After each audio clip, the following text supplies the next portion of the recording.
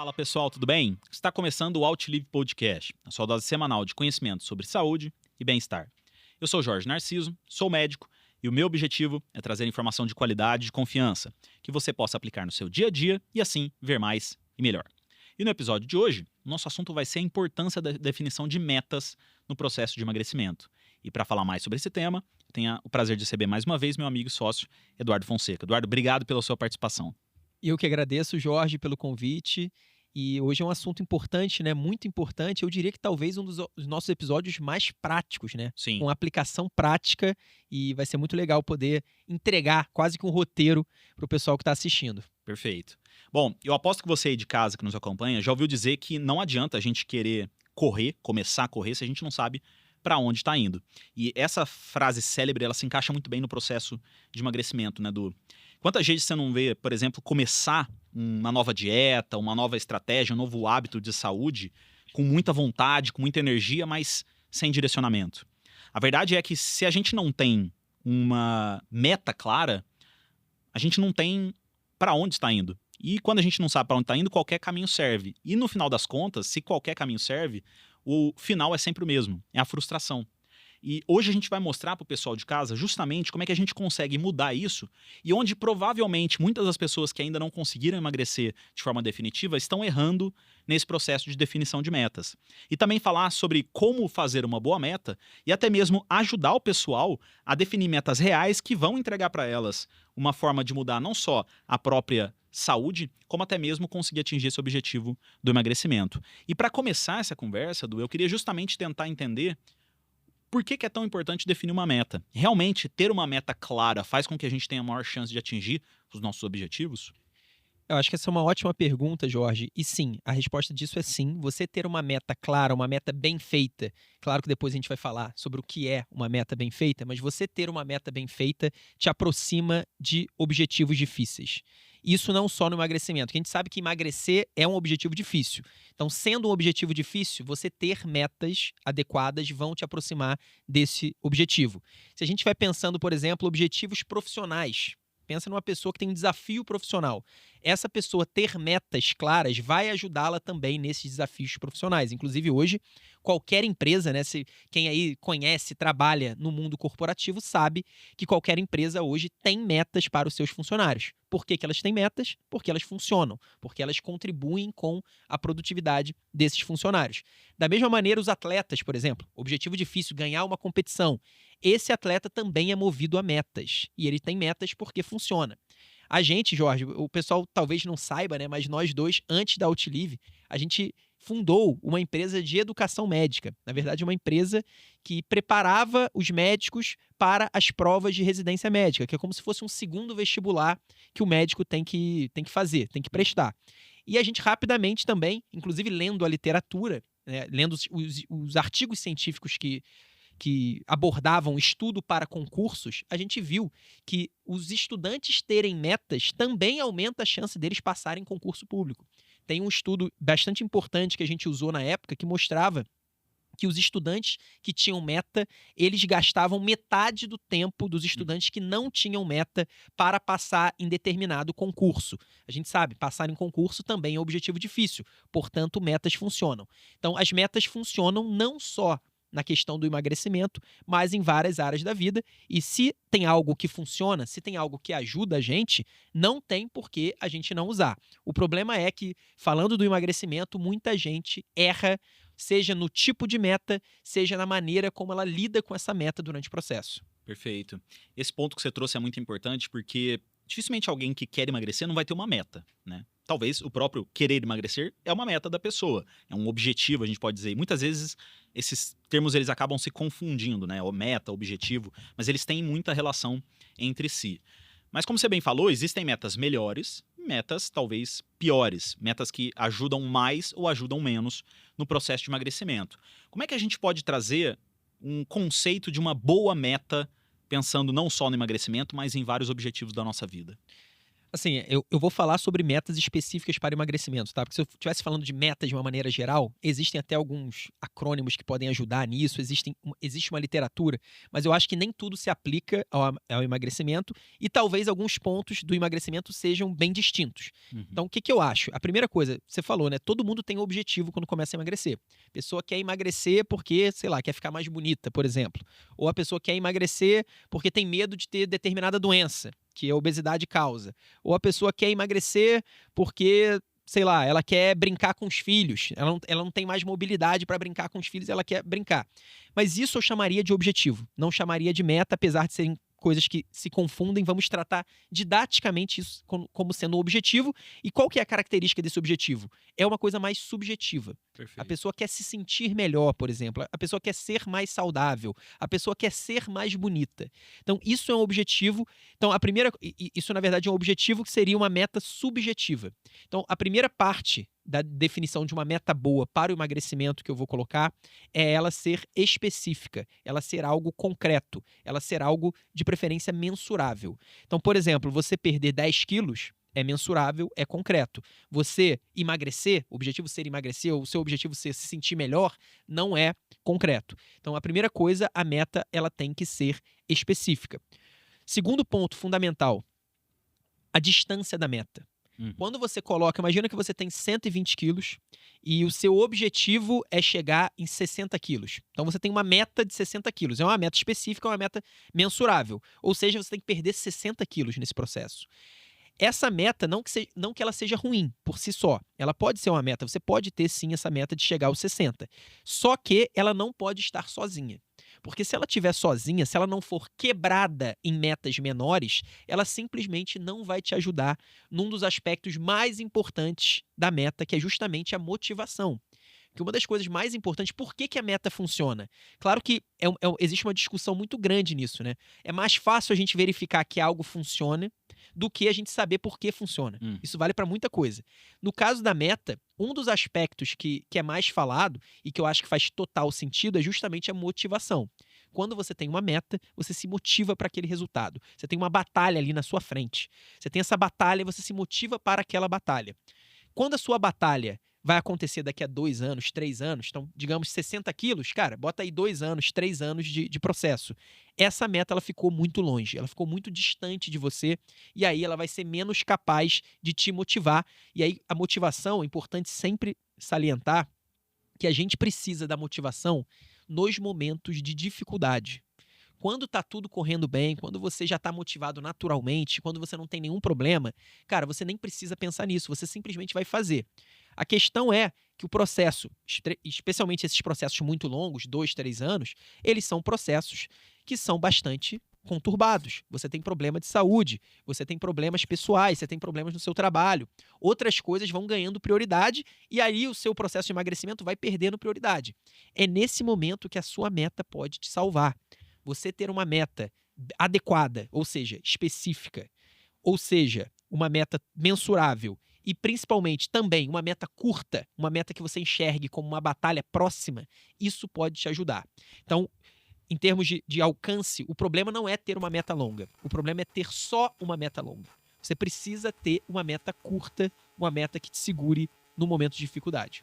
Perfeito. E vários estudos científicos já conseguiram trazer ou até mesmo simplificar isso que você trouxe através de comprovações, estudando pessoas que definiram metas ou até mesmo metodologias ao longo de muitos anos, né? E o que a gente conseguiu ver nesses estudos é justamente o que você colocou. Quando a gente tem uma meta mais específica, mais mensurável, isso ajuda não só a pessoa a atingir o objetivo de forma mais rápida, mas ela inclusive facilita outros processos que melhoram não só o comprometimento da pessoa com aquele objetivo, mas até mesmo a velocidade com que isso acontece. Então, por exemplo, o próprio feedback, né? E aí, nesse caso, o feedback não necessariamente é de alguém superior para alguém inferior, mas da própria pessoa.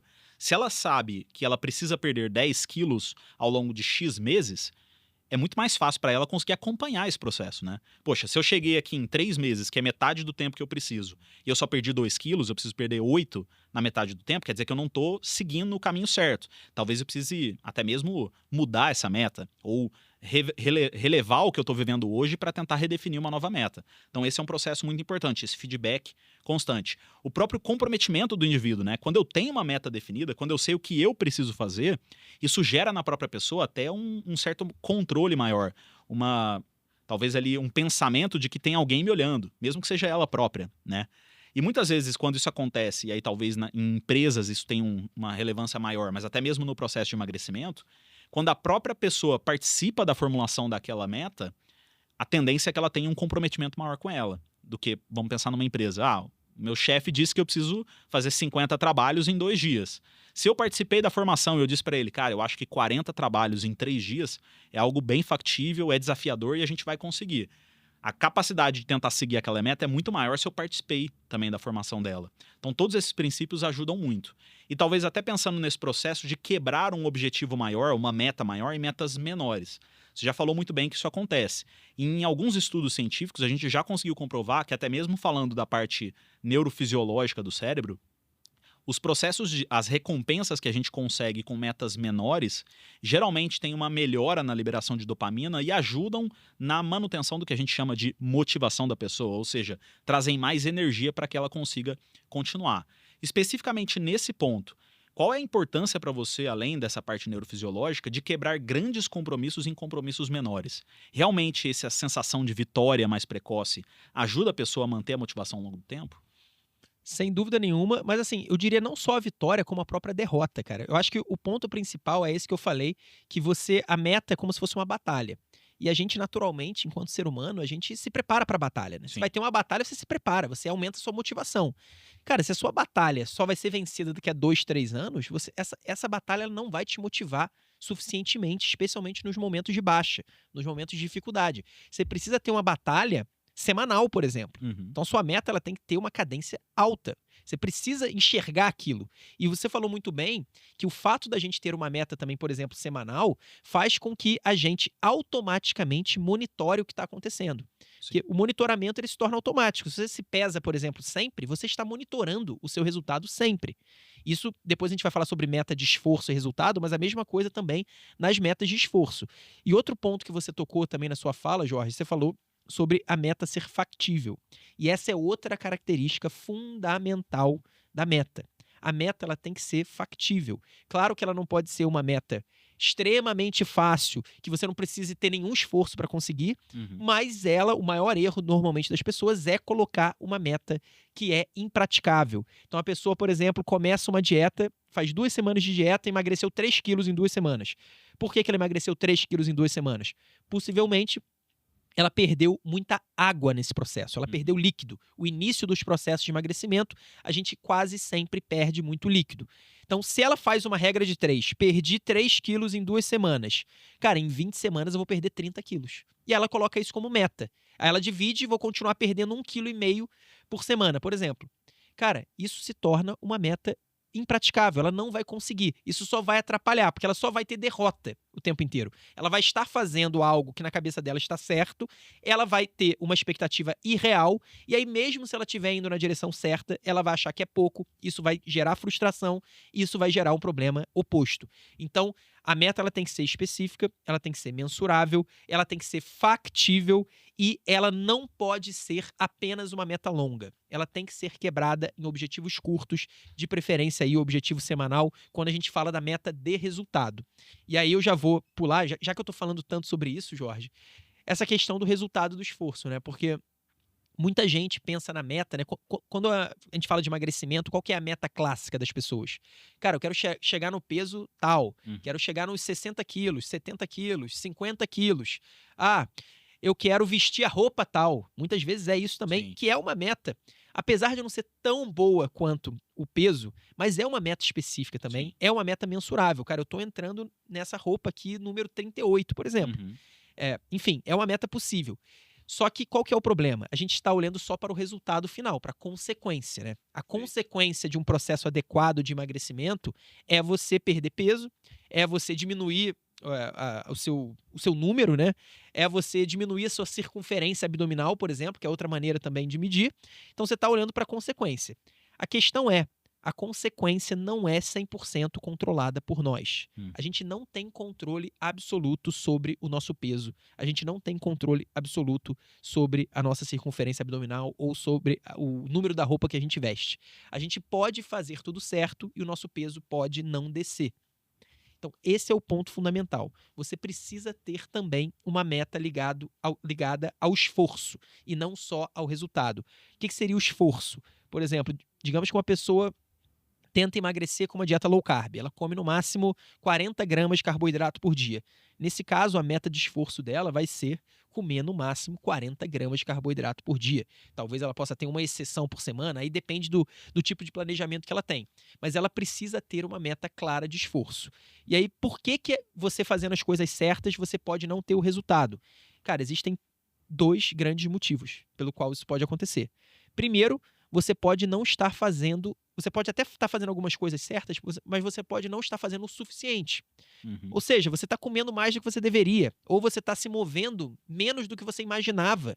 Então, se você planejou para comer 1.800 calorias por dia, talvez, no seu estado metabólico atual, você precise comer 1.300, por exemplo, calorias por dia. E nesse caso, se você está fazendo tudo certo, está seguindo o seu planejamento e não está vendo o resultado, você vai ajustar o seu esforço.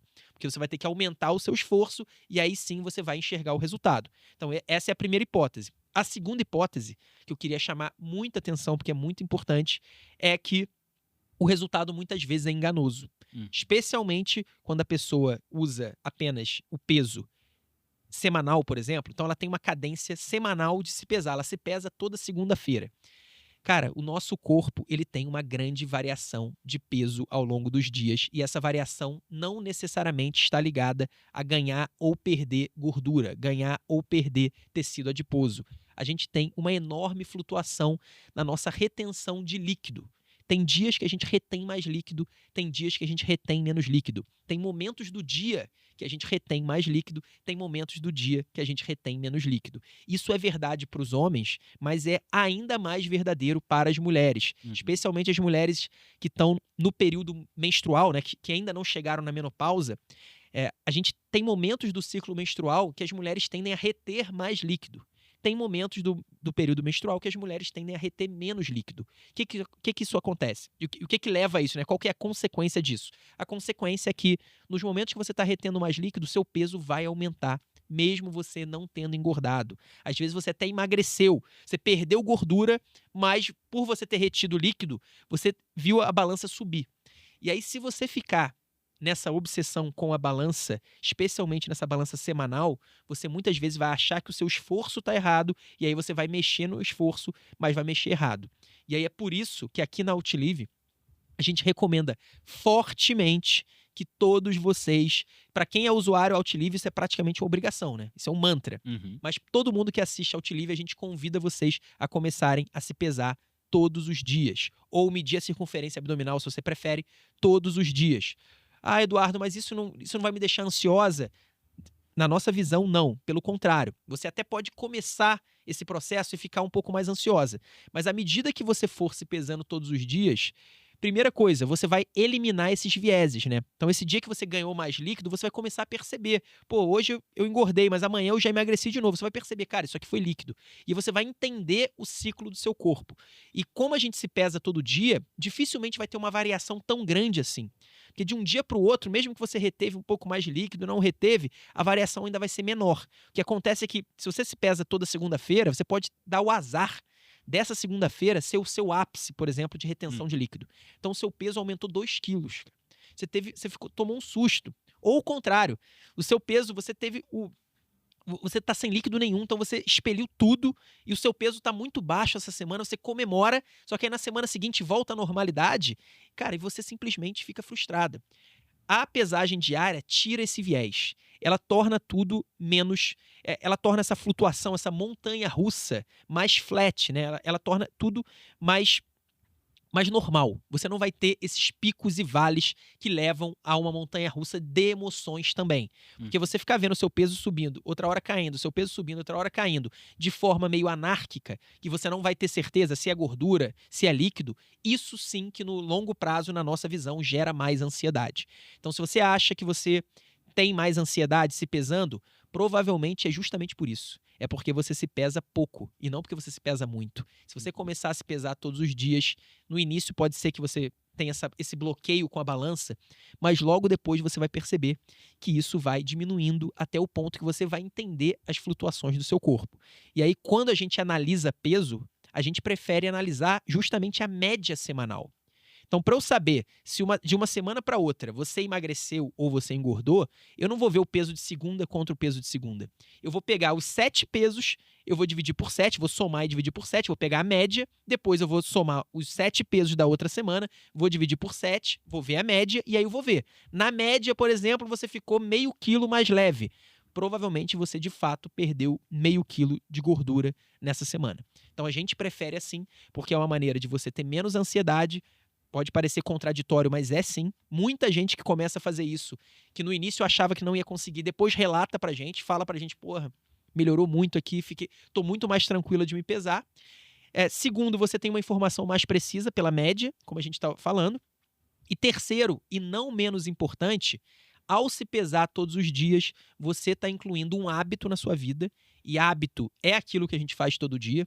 Então, o hábito é você escovar o dente, por exemplo, que você faz várias vezes no dia. Se torna um comportamento automático. Você não precisa se preocupar em escovar o dente.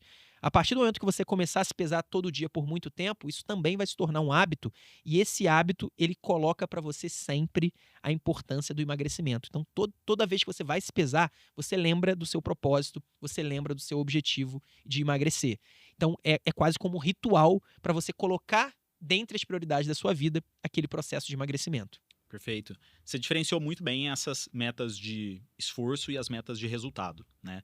E quando a gente fala do processo de emagrecimento, que principalmente é um processo de longo prazo, talvez a melhor forma que a gente tenha é associar esses dois tipos de meta, né? Porque a meta de resultado em si, ela vai ser uma meta mais palpável, em que a pessoa consegue, logicamente, observar se o peso dela aumentou, se o peso dela diminuiu, ou pelo menos ali a média dos pesos dela aumentou ou diminuiu.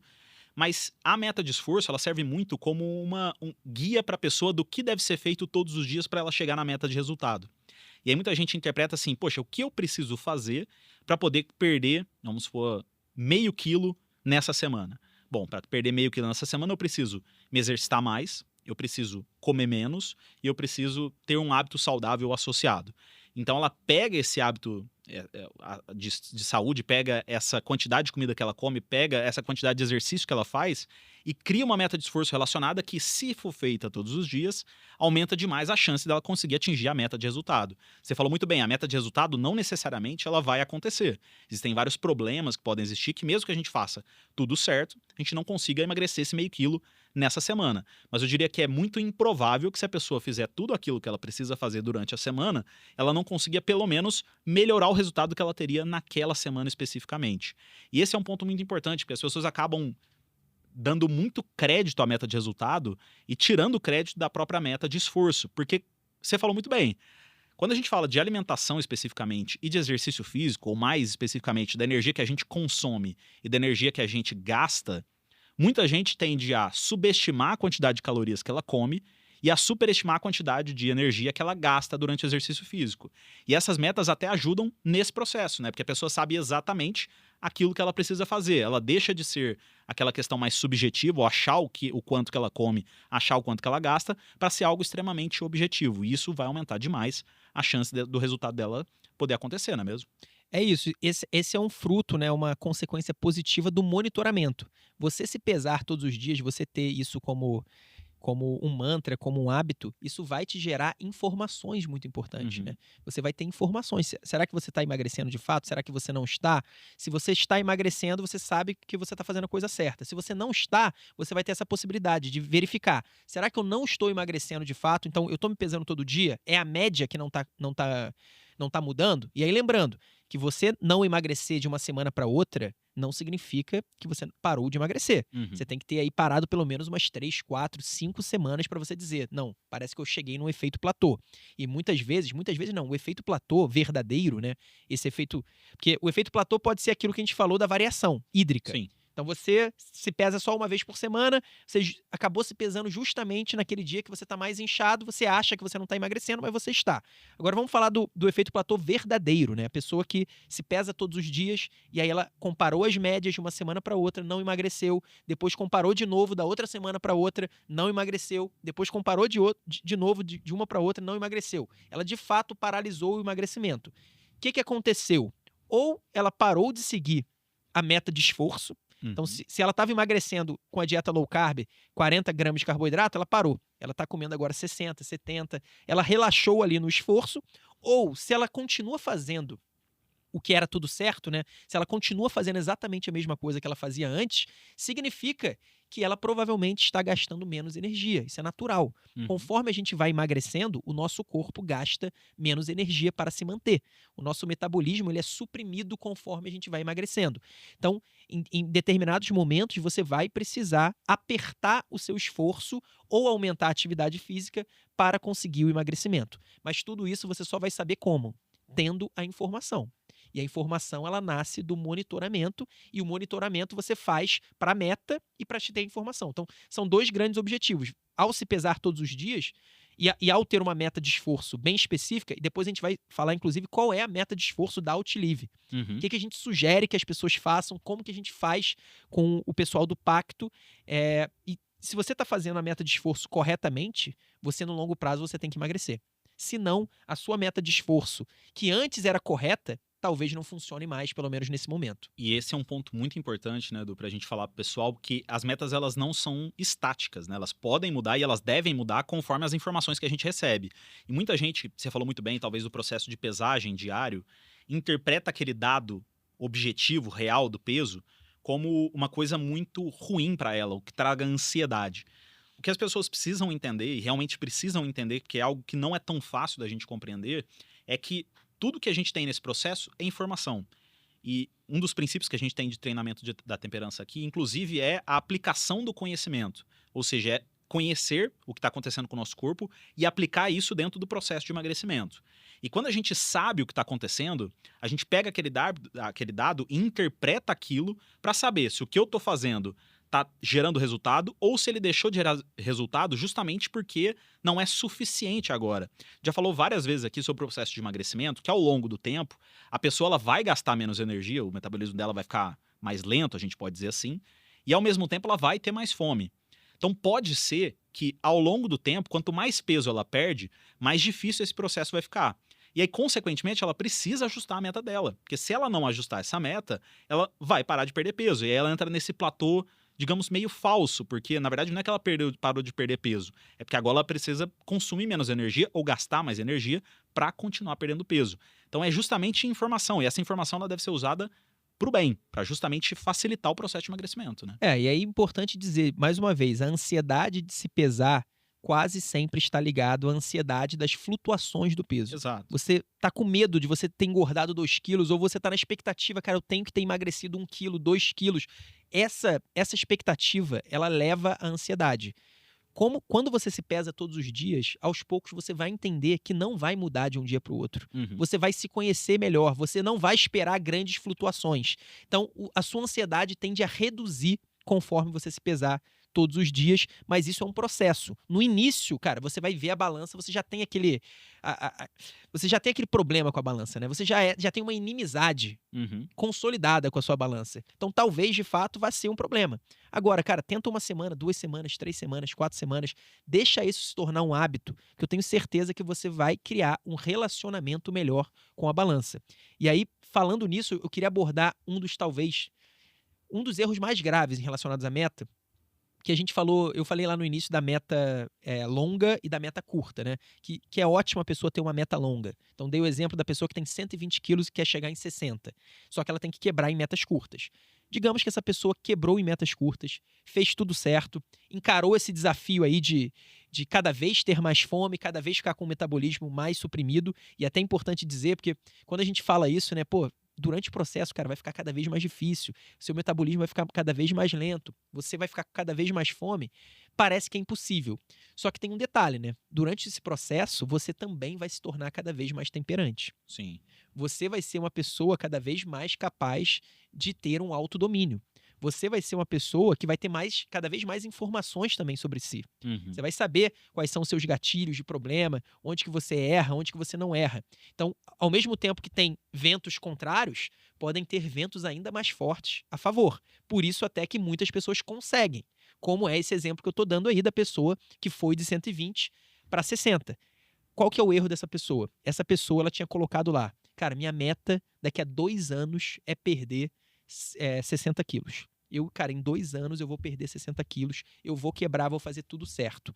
O grande erro dessa pessoa é achar que essa meta longa era a linha de chegada. Como se fosse uma maratona que tem a linha de chegada. A pessoa corre 42 quilômetros, cara, coisa pra caramba.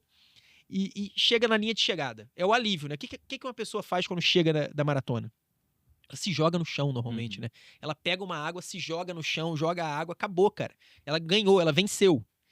O grande erro dessa pessoa é ela imitar o maratonista. E, obviamente, eu não estou querendo dizer aqui que a pessoa não deva comemorar, não deva criar um marco para aquilo. Claro que tem que ter, né? Tudo na vida que a gente consegue, eu acho que vale sim a comemoração, vale o reconhecimento. Mas a pessoa tem que entender que o emagrecimento não é uma maratona, porque uma maratona tem linha de chegada. A maratona acaba. O processo de emagrecimento, ele não pode acabar. Você pode até não querer perder mais peso, mas não significa que o seu processo de autodomínio consciente, de autocontrole consciente, ele possa acabar. Porque se você baixar a guarda, se você se jogar no chão, jogar água na cabeça, se você fizer analogamente o que as pessoas fazem quando terminam a maratona, o que vai acontecer aí sim é que o seu metabolismo suprimido, a sua fome aumentada, a grelina aumentada, a leptina suprimida, o hipotálamo inflamado, todas essas inclinações do seu corpo para você recuperar o peso, elas provavelmente vão vencer. Lembre-se, a obesidade é um problema crônico de saúde. Se você conseguiu vencer a obesidade saindo de 120 a 60, cara, parabéns, mas parabéns mesmo, que é difícil pra caramba, é um baita feito, provavelmente a sua vida mudou. Você melhorou a sua vida, não só as suas perspectivas futuras, menor chance de ter várias doenças, mas com certeza você melhorou a sua qualidade de vida hoje. Você provavelmente está dormindo melhor, você está com mais energia, talvez a sua saúde mental esteja melhor. E além disso, você é uma pessoa que tem autodomínio, você é uma pessoa temperante. Então, parabéns. Só que, cara, toma muito cuidado. Não ache que a sua meta final era a linha de chegada. Você vai precisar renovar a sua meta. A sua meta agora é a manutenção. Mas você não pode baixar a guarda. Se você baixar a guarda, você vai cair na triste estatística de que 80%, às vezes até 90% das pessoas que emagrecem voltam a engordar. E seja lá qual for o método, tá? Pessoas que fizeram cirurgia bariátrica também voltam a engordar. Uma porcentagem um pouco diferente, mas uma boa porcentagem, uma grande porcentagem das pessoas que fazem cirurgia bariátrica também voltam a engordar. Uma enorme porcentagem das pessoas que tomam remédios análogos de GLP-1, Ozempic e Mounjaro, também voltam a engordar.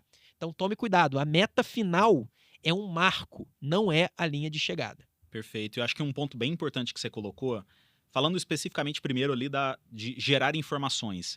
O processo de perda de peso, ele não é linear. Ele pode ser o mais linear possível, mas ele não é. Em alguns momentos a pessoa vai ter mais peso, vai ter menos peso por variações fisiológicas, ou até mesmo por situações que acontecem na vida dela. E quando a gente se pesa diariamente, a gente inclusive consegue entender por que esse peso aumentou ou por que esse peso diminuiu, inclusive. Pode ser que a pessoa tenha passado por um problema naquela semana e ela não tenha conseguido manter a meta de esforço dela. Quando aquele resultado no final vem que ela não conseguiu perder o peso, isso é inclusive uma informação importante para ela entender. Poxa, realmente eu não fiz a minha meta de esforço, eu não consegui por esse motivo que aconteceu, eu reconheço isso e é por isso que o meu peso não diminuiu. Ou seja, isso cria para ela uma certa liberdade, inclusive para entender que existem momentos na vida dela que vai ser mais difícil ou mais fácil cumprir aquelas metas e, consequentemente, chegar no objetivo dela. Então, isso é importante. Gerar informações é importante porque a gente consegue se entender melhor.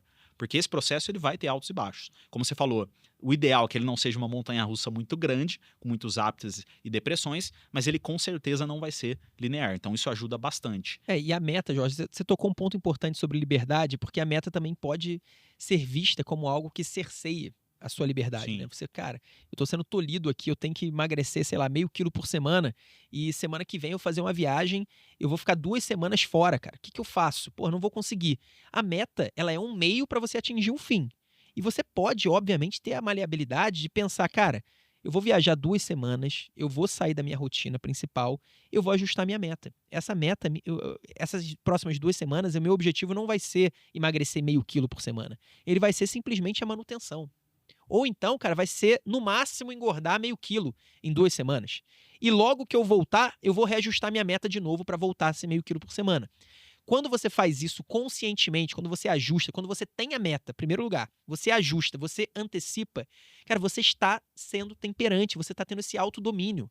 Você racionalmente está lutando contra o seu próprio corpo. Porque o seu próprio corpo, cara, se você for depender das suas emoções, das suas paixões, dos seus hormônios, do seu metabolismo, do seu hipotálamo, cara, você vai perder.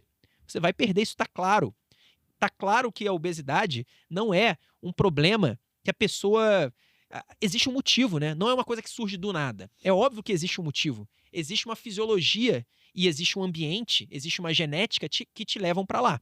A única forma de você vencer isso, de fato, é você racionalmente assumindo o controle. Isso não significa que vai ser fácil, pelo contrário, é difícil pra caramba. A gente vê até pelas estatísticas como é difícil, mas é perfeitamente possível. E uma das ferramentas mais poderosas que você tem é ter metas. Metas bem feitas, tanto de esforço quanto de resultado, e a partir porque se você tem metas, significa que você vai ter que monitorar essas metas. É obrigatório. Não tem como. A minha meta é, sei lá, entrar na roupa. Cara, se você não monitorar para ver se você entra ou não na roupa, você nunca vai chegar. Exato. Então, ter uma meta pressupõe que você vai ter um monitoramento. Ter a meta e o monitoramento, cara, vão te trazer informação e motivação. Que eu acho que esse é um ponto que também, às vezes, é subestimado. Cara, você se pesar todos os dias vai te motivar todos os dias. Inclusive, uma das coisas mais comuns que existem é aquele exemplo da pessoa que perdeu 60 quilos, né? Foi 120 para 60. Cara, se essa pessoa, digamos que ela voltou a engordar, então foi de 60 para 100 depois. Possivelmente essa pessoa voltou a engordar justamente quando ela parou de se pesar. Uhum. Ela começou a ter medo da balança. Sabe aquela sensação de, cara, acho que eu fiz... Às vezes até a pessoa viaja, tem uma viagem de 2, 3 semanas e ela não quer se pesar quando ela volta. Ela fica com medo da balança. Só que é muito melhor ela se pesar, mesmo que veja, cara, que engordou 3 quilos, 4 quilos. Cara, a realidade vai ser um empurrão para ela na direção certa. É melhor você ter, entre aspas, tomar esse tapa na cara da realidade, porra, engordei 3 quilos, cara, do que você não tomar tapa na cara nenhum agora e tomar um tapa na cara lá na frente, quando você entrar naquela roupa que você tinha certeza absoluta que ia caber em você e você perceber, caramba, cara, isso aqui eu devo ter engordado uns 10, 15 quilos. Esse é o tapa na cara que a gente quer evitar. A gente não quer evitar o tapa na cara de engordar 1 quilo, 2 quilos, 3 quilos. A gente quer evitar o tapa na cara de você ter engordado 15, 10, 20 quilos sem nem perceber. Isso muita gente fala, né? Poxa, eu engordei sem ver. É justamente isso que acontece. A pessoa não é que ela não tá vendo que ela engordou, ela deixou de olhar para aquele processo, ela deixou de se pesar. Vai chegar em algum momento em que ela vai ter esse tapa na cara por algum motivo. Poxa, eu tinha aquele vestido que cabia há 6 meses, agora ele não cabe mais. Isso aconteceu por quê? Porque ela ganhou peso. Às vezes alguém comenta, né? Exato. Normalmente uma pessoa mais idosa, né? Que Exato. não tem tanta noção, porque hoje em dia é difícil alguém falar que alguém engordou. Mas de vez em quando tem uma pessoa mais idosa que fala, nossa, você engordou, Exato. tá bonito, né? Às vezes até relaciona com... Como se fosse um elogio. Fosse um elogio. Exatamente. E aí eu acho que outro ponto que você tocou que é bem interessante é nesse processo de que a temperança ela acaba sendo um processo que só existe, na verdade uma virtude que só existe enquanto ela é praticada. E muita gente acaba considerando esse atingir a meta como um momento em que, poxa, agora acabou, eu não preciso mais me preocupar com isso. E quando a gente fala especificamente, você citou os medicamentos utilizados, a gente sabe que esses medicamentos têm uma ação direta, não apenas gastrointestinal como central, que vão facilitar com que a pessoa perca peso ao longo do tempo. E, logicamente, a gente está aqui para falar sobre elas, são ferramentas muito boas hoje em dia para vários processos. Agora, a gente sabe muito bem que se o indivíduo não entende a utilização desses medicamentos como uma janela de oportunidade para desenvolver talvez hábitos saudáveis, e muitos desses hábitos vão ser criados objetivamente por metas de esforço, se ela parar de tomar a medicação, ela vai atingir, por exemplo, o objetivo dela de perder 20 quilos. Se ela parar de tomar a medicação porque ela já atingiu os 20 quilos e não ter tido desenvolvido ao longo do tempo metas de esforço, ela provavelmente vai ganhar todo esse peso de novo. Então é muito importante a pessoa entender que atingir aquele peso não é o fim em si, é na verdade um novo começo.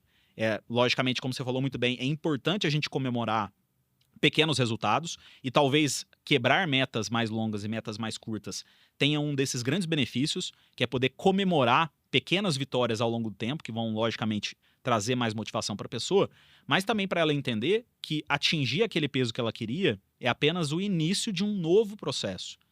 E é justamente essa a questão que eu quero trazer para você. Como é que a gente consegue renovar essa meta a partir do momento que a gente atingiu aquilo que a gente tinha como objetivo? Poxa, eu queria emagrecer 40 quilos, eu emagreci 40 quilos. E agora, qual que é o próximo passo? Eu acho que, assim, o início disso, sem dúvida nenhuma, é o que a gente está fazendo agora. É a conscientização, antes de você chegar lá, de que não existe linha de chegada. É você se conscientizar que você tem um problema crônico de saúde. A obesidade, ela. Porque como a gente enxerga a obesidade como o aumento da gordura corporal, quando essa gordura corporal some, né, você emagrece, você pensa, cara, acabou a doença.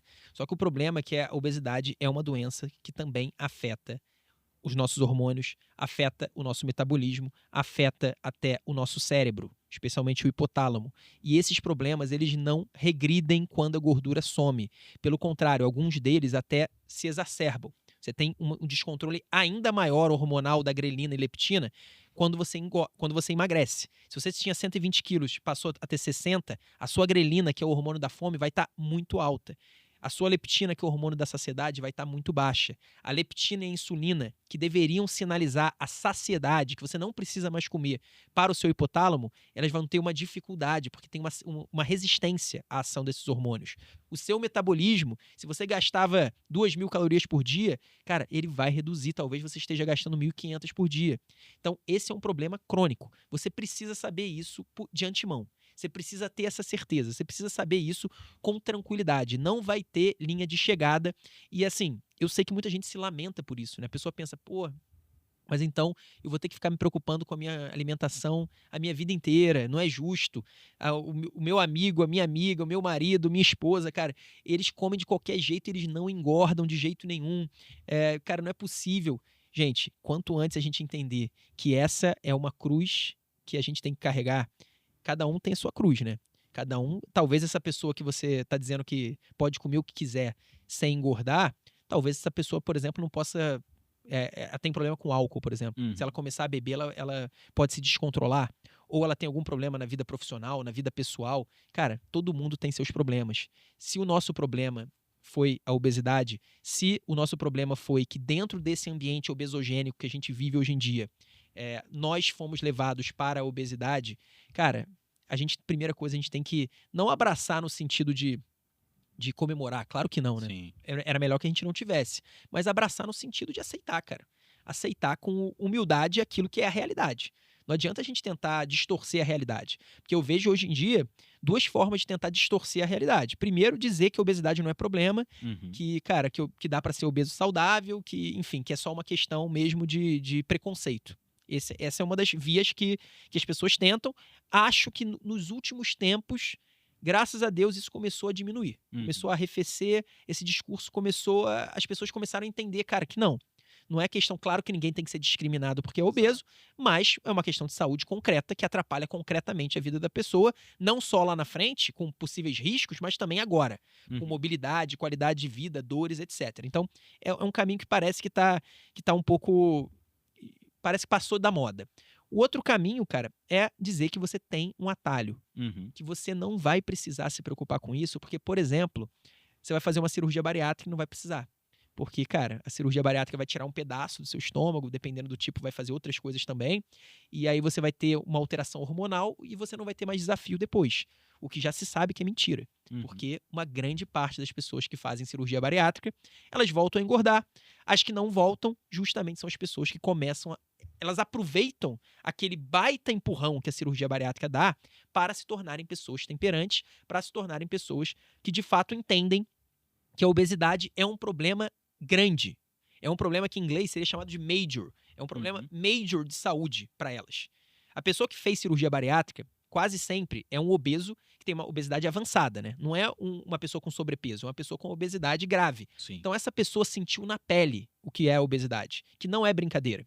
E essa pessoa, quando faz a cirurgia bariátrica de uma maneira bem feita, ela teve acompanhamento psicológico também. Exato. Que você não faz do nada, você faz com acompanhamento. Então essa pessoa, ela não só ela pôde experimentar na pele os problemas, pelo menos alguns dos problemas da obesidade, como também ela teve esse acompanhamento psicológico para entender que ela vai ter que continuar.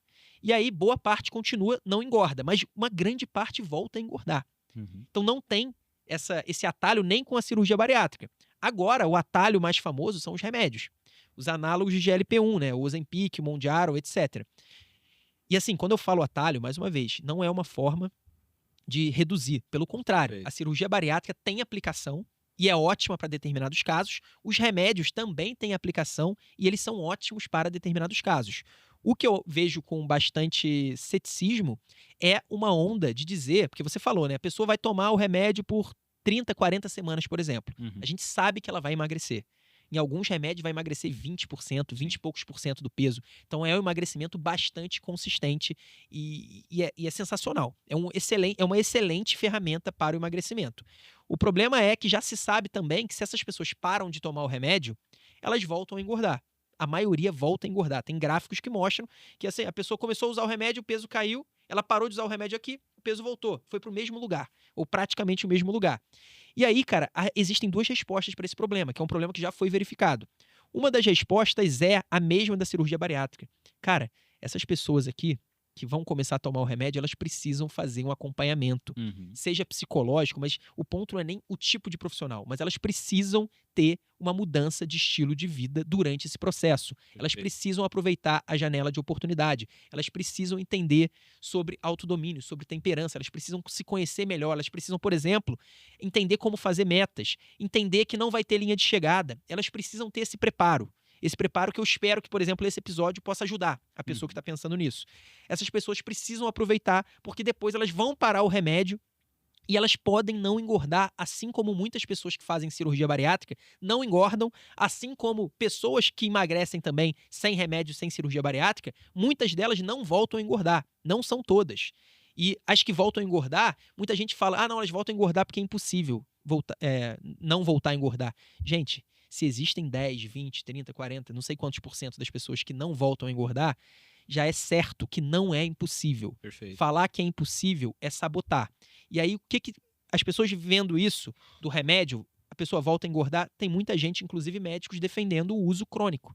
Então, cara, se essa pessoa aqui não está tendo acompanhamento, se essa pessoa não usa como janela de oportunidade, mas ela está emagrecendo, cara, vamos manter esse remédio ad eterno. Vamos continuar com esse remédio como se fosse um remédio de pressão arterial. Qual que é o problema aqui? Em primeiro lugar, existe um problema prático que talvez seja resolvido ali na frente, que é o custo. Então, o custo limita muito as pessoas continuarem usando os remédios, mas talvez, em algum momento, esse remédio fique mais barato, ou os governos, por exemplo, comprem e disponibilizem para as pessoas. Então, esse problema, teoricamente, ele pode ser solucionado. Segundo problema, efeitos colaterais. Então, a gente sabe que o remédio causa efeitos colaterais, especialmente gastrointestinais, enjoo, vômitos, desconforto, dores abdominais. Também é um efeito, pelo menos esse tipo de efeito colateral, também é contornável. Pelo menos para a maioria das pessoas, né? Tem pessoas que não conseguem tolerar. Aí essas pessoas dificilmente vão conseguir. Mas para as pessoas que não têm os efeitos tão exacerbados assim, isso é tolerável, primeiro porque a indústria está buscando criar remédios cada vez com menos efeitos desse tipo. Perfeito. E tem conseguido alguns. Segundo, porque normalmente quando a pessoa toma por muito tempo, ela acaba se adaptando aos efeitos colaterais. Mas, cara, eu queria chamar a atenção para um fato que pouca gente diz, mas os análogos de GLP-1, eles atuam também no nosso cérebro. A gente sabe que o GLP-1, ele atua no nosso estômago, por exemplo, retardando o esvaziamento gástrico, então a comida fica mais tempo no estômago, é um dos efeitos dele. Também afeta o nosso pâncreas, né, a liberação de insulina, etc. Mas um dos efeitos principais, talvez o mais importante para o emagrecimento, seja um efeito central, um efeito de diminuição do nosso apetite. E não só a diminuição do nosso apetite, que seria o que a gente chama de fome fisiológica, né? Aquela simplesmente necessidade de comer, mas também do que é chamado de fome hedônica, que é aquela fome pelo prazer. Então, quando a gente quer comer algo, não é que muita gente fala assim, cara, não é que eu tô com fome, mas eu comeria um doce. Não é que eu tô com fome, mas eu adoraria comer agora um sorvete. Essa é a chamada fome hedônica, né? Que tem muito a ver com as nossas vias de recompensa, que são muitas vezes mediadas pela dopamina. E, inclusive, são vias de recompensa parecidas, por exemplo, com a via de recompensa para outras substâncias. Álcool, drogas, e não só atividade sexual também. Enfim, todas as nossas vias de recompensa, aquelas coisas que a gente faz e sente prazer, passam por essa via de recompensa. E os análogos de LP1, eles atuam aqui também. Então, muita gente diz isso, cara. Eu não tenho mais essa vontade de comer doce como eu tinha antes. Muita gente, inclusive, já tem alguns trabalhos mostrando que alcoólatras sentem menos vontade de beber. Sim.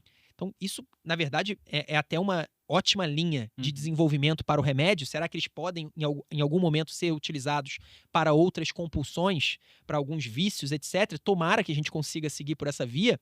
Mas existe também um lado B dessa história, né? Porque quando a gente fala de um remédio que atua no nosso sistema nervoso central, significa que esse remédio ele é um psicofármaco. Ele pode até não ser usado para uma doença psiquiátrica, pelo menos a princípio ele é usado para o diabetes, para a obesidade. Mas ele tem como ação uma ação central, uma ação no nosso cérebro. E assim, cara, eu não conheço nenhum remédio que tenha como dos principais efeitos um efeito dentro do nosso cérebro, ou seja, um psicofármaco. Eu não conheço nenhum psicofármaco que seja usado cronicamente sem gerar efeitos colaterais importantes, também psiquiátricos, tá? O nosso cérebro, ele é uma estrutura extremamente adaptável. Quando a gente usa, por exemplo, por muito tempo um benzodiazepínico, que é um ansiolítico do tipo Rivotril e tal, cara, o nosso cérebro ele muda. Ele muda. Depois, inclusive, se a gente for parar de tomar, é um problemaço, né? A gente tem uma síndrome de abstinência que às vezes dura dias, semanas, meses, até anos, dependendo da pessoa. Então, assim, na minha visão, existe um otimismo exacerbado com o uso crônico dos análogos de GLP-1. Eu não me sinto seguro atualmente para prescrever isso para um paciente para usar a vida inteira, tá? Eu não me sentiria seguro, dependendo do caso, o paciente é um obeso mórbido que consegue controlar só com análogo de GLP-1. Beleza, você até pode usar, mas aí é porque você tá vendo, cara, dois problemaços. Sim. Porra, o cara é obeso mórbido e usar cronicamente um psicofármaco que a gente ainda não conhece exatamente os efeitos. Existem muitos relatos, por exemplo, dos análogos de GLP-1 causando anedonia. Anedonia é a falta de interesse em coisas que te davam prazer. Isso é um efeito colateral clássico de alguns remédios psiquiátricos. Por exemplo, os antidepressivos, né? Os inibidores da recaptação da serotonina, que é a classe mais importante atualmente de antidepressivos, tem como um dos efeitos colaterais, para muitas pessoas, a anedonia. Ou pelo menos a redução, né? Que a anedonia é você não ter prazer nenhum. Mas pelo menos a redução do prazer nas coisas. Muita gente que toma análogo de GLP-1 relata sintomas do tipo. Então, assim, eu acho que deveria ser verificado por mais tempo e eu acho que a medicina... Aí não é mais uma questão de achar. Com certeza, é um fato histórico que quase todos os remédios, os psicofármacos atuais, então os remédios psiquiátricos, sejam os benzodiazepínicos, sejam os inibidores de recaptação de serotonina, sejam até remédios mais antigos, como os barbitúricos, etc., foram remédios que, quando foram lançados, foi feito um enorme hype. Muita gente começou a usar, as indicações foram muito acima do que deveria e esse remédio trouxe muito dano às pessoas. E aí depois a pesquisa avançou, a medicina avançou, a gente percebeu os danos e aí foi melhorado o espectro de indicação. Então, antigamente, por exemplo, cara, na geração das pessoas de 50, 60 anos, é muito comum pessoas usando, por exemplo, um Rivotril ou outro benzodiazepínico para dormir. Todo dia. Isso era muito comum, isso era prescrito. Era quase que nem água. Você não está dormindo, cara, toma um benzodiazepínico, não tem problema. Cara, hoje em dia a gente já viu que isso é um problemaço. Sim. Na nossa geração mais atual, até o próprio Zolpidem, por exemplo, a gente já conseguiu observar isso, né? Excelente lembrança. O Zolpidem, muita gente aí na casa dos 30, 40 anos usa o Zolpidem todo dia, porque quando ele foi lançado diziam que não era problema nenhum. E aí depois você verifica. Então, assim, inclusive... E realmente, na época, não parecia ter problema nenhum, né? Exato. Na época, realmente não existiam dados que falassem que ele não era seguro para ser utilizado. Como hoje em dia não existem dados que falem que não é seguro utilizar essas medicações, pelo menos no prazo que elas existem hoje em dia, né? Mas aí muita gente vai falar, cara, mas o análogo de GLP-1, ele melhora a saúde mental, cara. A gente tem até estudo mostrando aqui. Gente, uma pessoa que vai de 120 para 60, vamos usar a mesma analogia, ela vai ter melhora sim da saúde mental, cara. Ela vai melhorar, ela vai ter uma saúde mental melhor, muito provavelmente. Tem por vários motivos, ela vai ter menos dores, ela vai dormir melhor, ela vai ter mais energia, cara, ela vai ter uma autoestima melhor. Então, a saúde mental, é óbvio que você combater a obesidade melhora a saúde mental. O meu ponto não é esse. O meu ponto é, depois que essa pessoa chegou nos 60, para evitar que ela volte para o 100, vale a pena ela usar para a vida inteira? Imagina que ela tem 35 anos. Vale a pena ela continuar usando os análogos de GLP-1 de 35 anos até o dia que ela morrer para evitar a obesidade? Eu não vejo segurança olhando as evidências científicas atuais para se indicar isso. E aí, eu vou ter que trazer um ponto também até um pouco mais polêmico, porque tem alguns vídeos que a gente foi acusado, né, Jorge, de beneficiarmos a indústria farmacêutica. Ah, esses caras Sim. querem prescrever estatina para todo mundo. Esses caras ainda acham que o LDL é ruim. Porra, esse é médico comprado. E aí eu agora vou fazer o contrário, né? Eu vou criticar a indústria farmacêutica. Claro, obviamente que a gente não fala, a gente nem falou bem da estatina, né? A gente falou sobre as indicações Sobre que os efeitos. existem e que podem ser bem indicadas, e a gente falou o que a gente acredita que seja a realidade, obviamente não por interesse, né? Uhum. Mas agora eu vou criticar a indústria farmacêutica, porque de fato existe um grande viés, cara, que quando uma nova medicação é lançada, especialmente uma medicação com grande potencial econômico, como foi, por exemplo, cara, na época achavam que o benzodiazepínico ia resolver o problema da ansiedade e da insônia. Cara, quantas pessoas no mundo têm problemas de ansiedade ou insônia? É praticamente o mundo inteiro. Uhum. Tem bilhões o mercado consumidor são bilhões de pessoas. Então, cara, você tem uma medicação como essa, você começa a prescrever demais, o hype é enorme e você tem menos cuidado para verificar os efeitos adversos. Você tenta abafar pessoas que falem sobre efeitos adversos. Isso aconteceu diversas vezes na medicina. Várias vezes. Não é que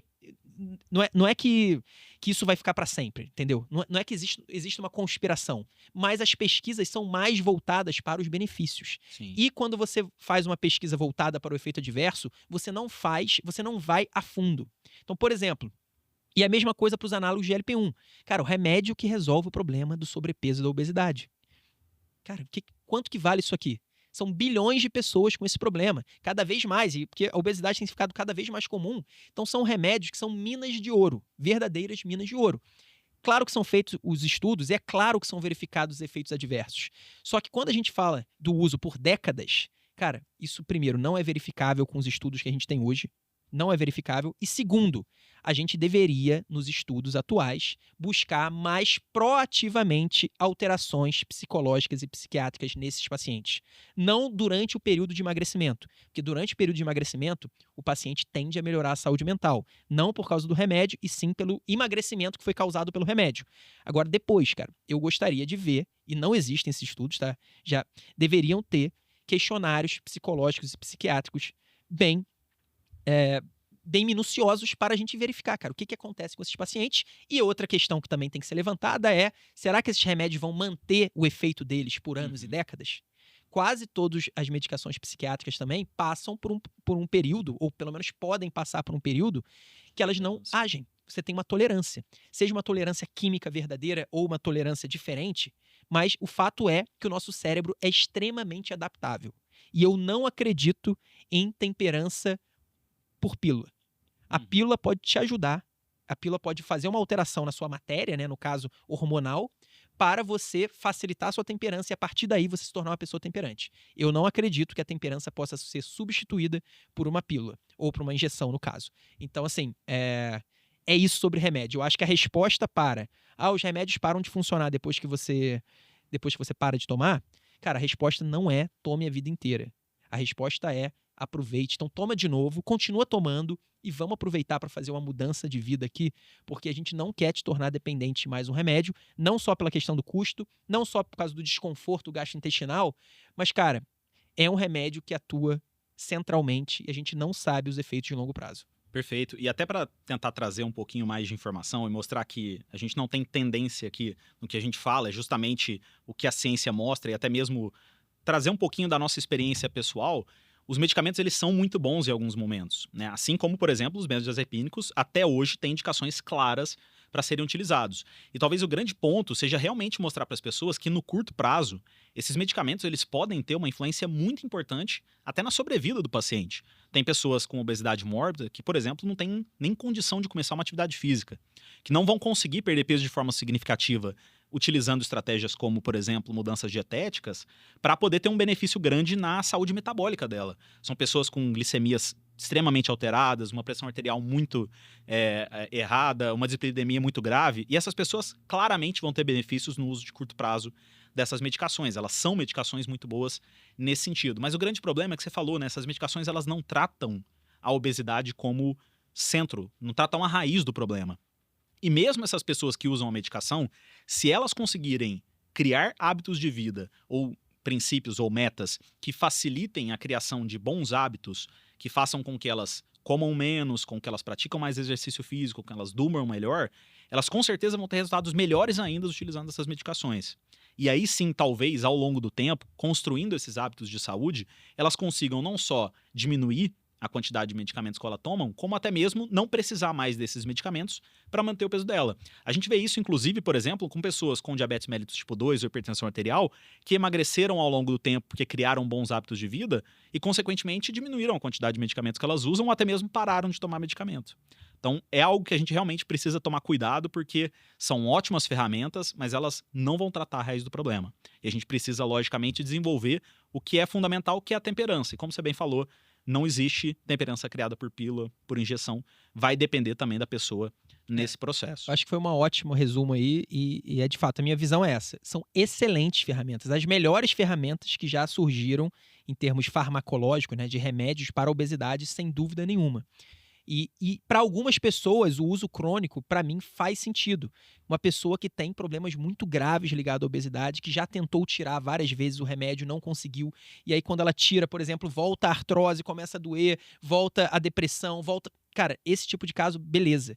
Mas o ponto é que eu tenho visto isso se tornar uma solução em larga escala. Perfeito. E não é solução em larga escala, pelo contrário. Para uso crônico, tem que ser a exceção da exceção, da exceção, assim, inclusive, até soltar uma polêmica para depois a gente pode gravar um episódio sobre isso, assim como deveriam ser os antidepressivos. Sim. As pessoas deveriam usar antidepressivo num espaço curto de tempo, 6 meses, por exemplo, e deveriam tentar parar de usar o antidepressivo. O uso de antidepressivo crônico deveria ser restrito à minoria da minoria da minoria, mas infelizmente também não é assim que acontece hoje. Perfeito. Edu, já que a gente falou bastante aí sobre quais seriam as metas ideais, como criar uma meta e tudo mais, eu acho que está na hora da gente falar da parte mais prática desse episódio, justamente tentar trazer para o pessoal quais são as grandes metas que a gente acaba sugerindo e acaba utilizando dentro do produto da Outlive para os nossos clientes, que fazem com que elas tenham uma chance muito maior de conseguir emagrecer de forma consistente e até, além disso, manter o peso perdido ao longo do tempo. Pensando nesses grandes pontos ali de metas de esforço, principalmente, mas também metas de resultado, quais são as grandes dicas que a gente pode trazer para o pessoal de casa em relação ao que fazer para conseguir chegar nesse objetivo? Boa. Cara, em primeiro lugar, eu vou pedir para você deixar um comentário. Eu quero saber o que você achou dessa nossa conversa até aqui. Eu quero saber, cara, qual é a sua meta? Você tem alguma meta? Você tem algum objetivo? Coloca aí qual era a sua meta e qual vai ser a sua meta ou as suas metas a partir desse episódio. Quero saber se a gente ajudou com alguma coisa. E você que já está assistindo a gente aqui há mais de 1 hora, por favor, deixe o seu comentário. Para a gente é fundamental, é o feedback que a gente precisa. Você vai ter o feedback da sua balança, você vai ter o feedback, sei lá, do nosso aplicativo, se você estiver no Pacto. Mas, cara, a gente precisa do seu feedback aqui. A gente precisa do seu comentário, porque senão a gente fica meio perdido, assim como uma pessoa que está tentando emagrecer, mas não tem meta nenhuma, não se pesa, também fica perdida. E eu vou deixar aqui, Jorge, uma sugestão de meta. Claro que a pessoa pode ajustar uma coisa ou outra, mas eu acho que são metas que funcionam. Para começar, metas de resultado. Cara, você pode ter e deve ter uma meta longa. E aí a sua meta longa, essa é a mais variável. Você pode ter a meta, por exemplo, de ficar com peso normal, dentro do IMC ali na faixa da normalidade. Então, IMC de mais ou menos 24, 23, enfim, o seu peso normal pode ser a sua meta longa, mas você, obviamente, não vai colocar um prazo curto para isso. Não é nem bom colocar prazo nesse caso, tá? Cara, o seu objetivo final, a sua meta final, entre aspas, por favor, porque vai continuar a manutenção, mas o seu objetivo final, antes do período da manutenção, é o peso normal. Então, essa vai ser sua meta longa. Meta intermediária, meta de médio prazo, vai ser você perder 5 a 7% do seu peso. Então, faz o cálculo aí, vê. Você pega o seu peso atual, multiplica por 0,05. Você vai ver quanto que vai dar esse número. Esse é o seu número. Então, se você tem 100 quilos, se você multiplicar 100 por 0,05, você vai chegar em 5. Então, o seu objetivo intermediário vai ser perder 5 quilos. Por que perder 5% do peso como meta intermediária?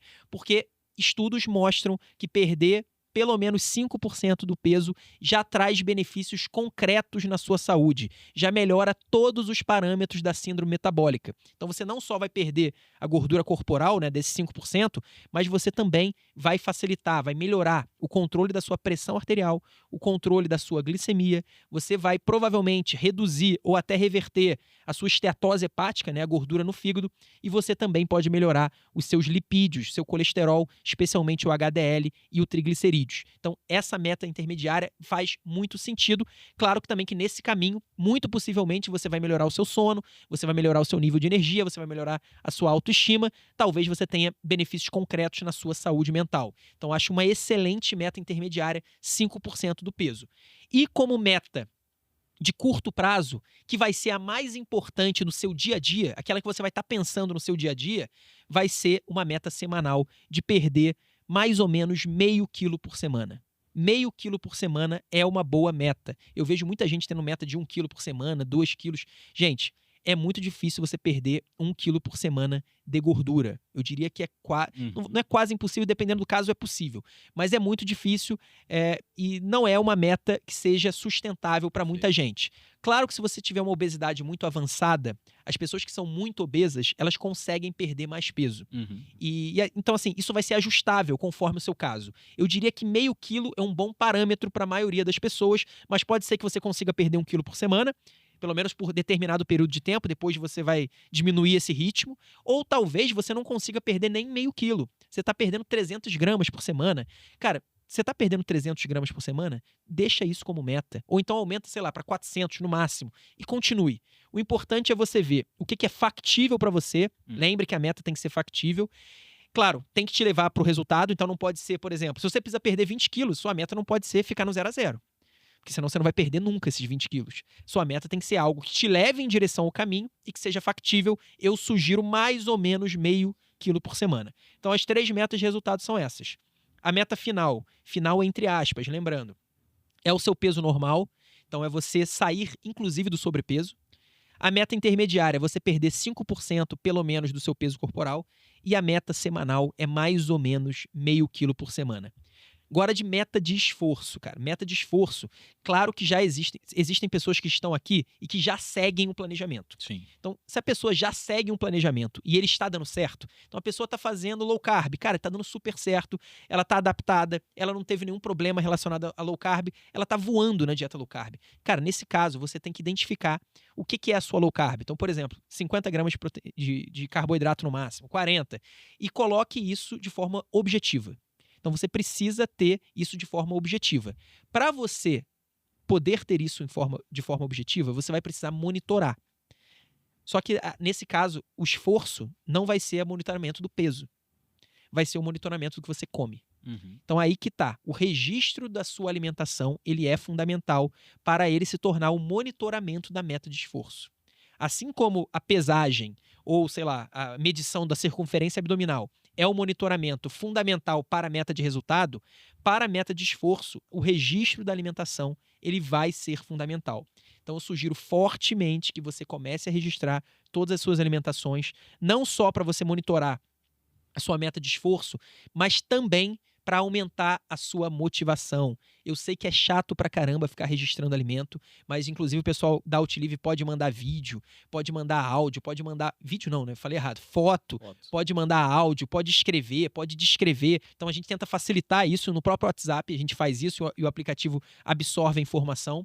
Mas, cara, se você não tiver no pacto, faz na planilha, faz no bloco de notas. Cara, dá algum jeito para registrar a sua alimentação. Lembre-se que isso não é liberdade tolhida, pelo contrário. Isso é você tentando ganhar a liberdade, porque agora quem está com as rédeas do seu corpo são os seus hormônios, é o seu metabolismo suprimido. Então você precisa agora tomar as rédeas e para isso você vai precisar registrar a sua alimentação. Mas tirando isso, você vai precisar registrar a sua alimentação. Cara, se você já está seguindo uma estratégia que está funcionando, continue a sua estratégia e tenha meta dentro dessa estratégia. Se for uma dieta low carb, coloca a meta específica do carboidrato. Se for um jejum intermitente, coloca, cara, eu faço jejum todos os dias, por exemplo, 16/8. Essa é a minha meta, fazer o jejum 16/8. Se for outro tipo de dieta, cara, pense como que segue? Ah, a minha nutricionista fez uma dieta para mim. Cara, então a sua meta de esforço é seguir a dieta da nutricionista. Você tem que ter um check. Cara, eu segui essa semana, registrei minha alimentação, bateu. Com a planilha dela, com a minha alimentação. Cara, você cumpriu a sua meta de esforço. Agora, se você ainda não tem uma meta de esforço, ou se você quer seguir o que a gente preconiza, nós acreditamos que a meta de esforço ela tem que ser ligada à alimentação como um todo, não ao alimento. A gente acha que você ficar olhando para cada alimento, para cada nutriente que você come, é uma coisa que tende a te desmotivar ao longo do tempo. No início pode parecer ótimo você saber exatamente o que você está comendo, você se preocupando com tudo, mas, cara, isso no decorrer das semanas, dos meses e principalmente dos anos, isso se torna maçante. Então a gente gosta de avaliar a alimentação. O que a gente faz dentro do pacto da Outlive é analisar cada refeição que você faz. E a gente determina uma cor para cada refeição. A gente tem a cor verde, que são aquelas refeições liberadas, aquela refeição que você pode comer sem problema, você não vai ter nenhuma limitação. Então, por exemplo, uma salada com frango grelhado, pode ter uma batata doce, por exemplo, várias outras, né? Só um exemplo para te dar, mas refeições que você pode comer de forma sustentável. No outro extremo estão as refeições vermelhas. São aquelas refeições, cara, que você não deveria comer em nenhum momento. Então, cara, ultraprocessados, doces, aquelas comidas que são misturas de gordura saturada e doce, por exemplo. Então, se você for ver, sei lá, um sorvete, um milkshake, são comidas que, independentemente qual é o acompanhamento delas dentro da refeição, elas vão tornar aquela refeição vermelha. Porque, cara, é aquilo que não vai te ajudar, pelo contrário, vai te atrapalhar ativamente. O ideal seria que você não comesse nenhuma refeição vermelha, mas a gente sabe que abandonar completamente um alimento é difícil, então a gente coloca como limite ter uma refeição vermelha por semana. Esse é o limite que os usuários do nosso pacto, eles seguem. E por fim, a gente tem a refeição amarela. Cara, a refeição amarela é aquela que não é a ideal, mas também não é um desastre. Então ela não te leva para o caminho correto, mas ela também não te leva para o caminho oposto, o caminho incorreto. Ela fica no meio do caminho. A gente coloca como objetivo dos dos usuários do pacto terem no máximo uma refeição amarela por dia. Claro que isso é variável, então se a pessoa está tendo uma refeição amarela por dia e não está conseguindo emagrecer, a gente vai sugerir que ela diminua essa refeição amarela. Ou diminua em quantidade a própria refeição. Então você pode comer a mesma coisa em quantidade menor, ou você abandona a refeição amarela por determinados dias na semana e consome só verde. Mas esse tipo de flexibilidade só tem quem? Só tem quem tem a informação. Quem está monitorando o esforço e quem está monitorando o resultado. A pessoa que tem a meta e o monitoramento de esforço e de resultado, ela vai ser capaz de se adaptar também. Então, pro usuário Outlive, e o que a gente recomenda para você é que você tenha uma visão por refeição e não por alimento, não fique obcecado em cada detalhe da sua alimentação. Depois, é claro, você pode ter outras camadas que a gente sugere, então você pode ter, por exemplo, um mínimo de proteína, muito importante que você coma, mas são poucas coisas. Não fique obcecado nos detalhes, foque na refeição, foque em ter refeições verdes, o mínimo possível amarelo e diga não para as refeições vermelhas. Se você fizer isso monitorando o esforço e o resultado, cara, o longo prazo é a perda de peso, e não só a perda de peso, mas a manutenção também quando você chegar lá, que inclusive é o desafio mais importante. Perfeito, Du. E isso é um problema muito grande que existe, né? Quando a gente tenta começar algum grande objetivo, que é tentar prestar atenção em muitos detalhes, talvez detalhes que façam alguma diferença, há muitas vezes uma pequena diferença em pessoas que já estão com um resultado muito bom, mas a gente tenta levar aquilo como fundamental para o processo. E aí a gente, né, por exemplo, falar que não pode comer específico alimento, mas a pessoa deixa de olhar, por exemplo, para o padrão alimentar dela, que ela come todos os dias, que provavelmente é o que vai fazer ela emagrecer ao longo do tempo. Mas a gente já está falando há mais de uma hora aqui sobre esse tema. Queria agradecer a oportunidade de poder conversar contigo sobre isso. Mas eu quero aproveitar, inclusive, para reforçar o teu pedido para o pessoal de casa que acompanha a gente, para deixar aqui, se eles já têm, por exemplo, agora que eles conhecem esses termos, uma meta de esforço, se eles já têm uma meta de resultado, se eles já praticavam algum desses tipos de meta de esforço que a gente orientou, justamente para saber se esse conteúdo que a gente está produzindo é relevante, se eles já tiveram algum resultado, por exemplo, acompanhando aqui a Outlive, mas também para fazer um convite para eles, porque muita gente talvez tenha se interessado a entender como a Outlive trata as metas de esforço, como o pacto da Outlive funciona, e eu queria fazer 2 convites. Primeiro deles, para convidar o pessoal a acompanhar as nossas lives, caso ainda não façam, todas as segundas-feiras às 8h30 da manhã, em que eu e o Eduardo trazemos uma eu diria que o mais prático possível dentro das informações que a gente tem para tentar fazer com que as pessoas consigam não só emagrecer, mas inclusive manter o peso perdido ao longo do tempo, mostrando temas como temperança, como ela consegue aplicar na prática os conhecimentos que a gente tem aqui. E também convidar o pessoal a fazer o nosso questionário de clareza, né, que vai estar aqui fixado na nossa descrição, justamente para poder entender como é a relação dela hoje com a sua alimentação. E provavelmente entender que muito do ganho de peso que ela teve ao longo do tempo foi por problemas relacionados não só à vida que ela tem, mas até mesmo a como ela se alimenta e como ela trata esse questionário. E, inclusive, as pessoas que preencherem esse questionário vão ter a oportunidade depois de fazer o trial gratuito do nosso produto, do Pacto Outlive, para entender como nós, através da nossa inteligência e também do produto que a gente criou, conseguimos te ajudar a criar metas factíveis, a conseguir ter metas de resultado e de esforço muito bem definidas e conseguir emagrecer de forma sustentável ao longo do tempo e manter esse peso ao longo do tempo.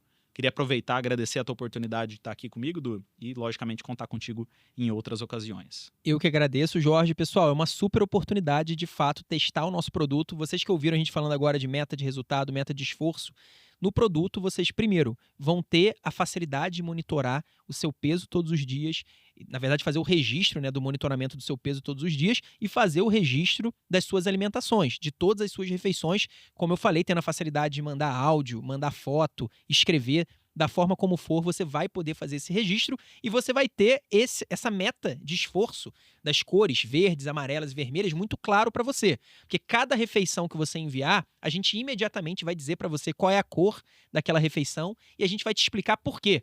É uma coisa automática. Então, o nosso aplicativo funciona assim. Você envia a sua refeição, a gente diz qual é a cor e a gente diz por que é aquela cor. Então, você vai entender na prática tudo isso que a gente tudo isso que a gente acabou de falar sobre meta de esforço.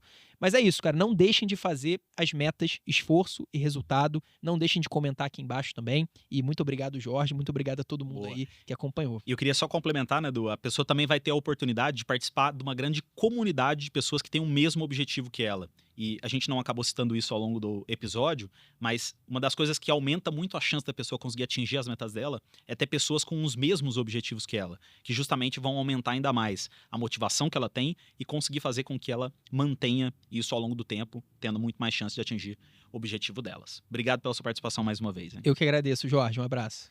Bom, se você gostou da nossa conversa de hoje, não deixe de se inscrever no nosso canal e ativar o sininho das notificações para não perder os próximos episódios. Toda semana, a gente vai trazer informação de qualidade e confiança, baseada em ciência e focada naquilo que realmente faz a diferença para você viver mais e ver melhor. Você também pode se inscrever nas nossas redes sociais e continuar conectado conosco e com a sua saúde. Todos os links vão estar aqui na descrição do vídeo. Obrigado pela sua atenção e até a próxima.